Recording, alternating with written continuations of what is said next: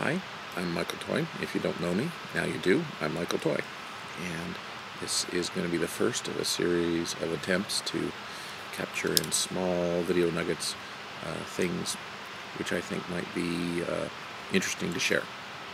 So, I just came back from a conference called Theology After Google.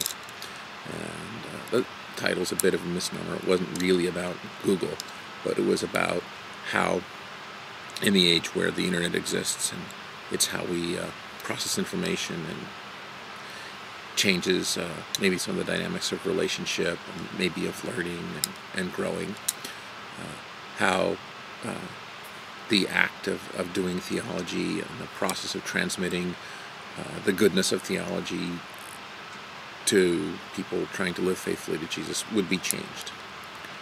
There's one particular thing that I heard over and over again that just drives me crazy. So I'm going to be snarky about it here on my website. The thing that drives me crazy is this idea that there needs to be some cosmic event to give us permission to do something new. Like, I can't just say, I have this new idea, and I think we could maybe try it out and see if it works. We have to say, the old idea, the one that my new idea replaces, has run its course, and the world has changed since the world that the old idea was in.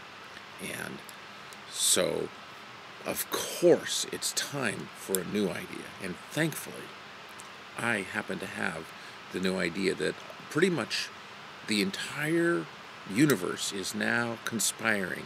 Philosophy, science, art, they're all pointing to this new idea which I have. And I thank the universe for its help in undermining the importance of this new idea that I'm about to present. I love the Doug Paget story about this particular activity, that it is not because of something unusual about today as opposed to yesterday, or this decade opposed to the last decade, or this 500-year period as opposed to the last 500-year period. It is always the task of faithful people to bring their imagination to bear on the hopes and dreams that people have for bringing goodness into the world and defeating badness.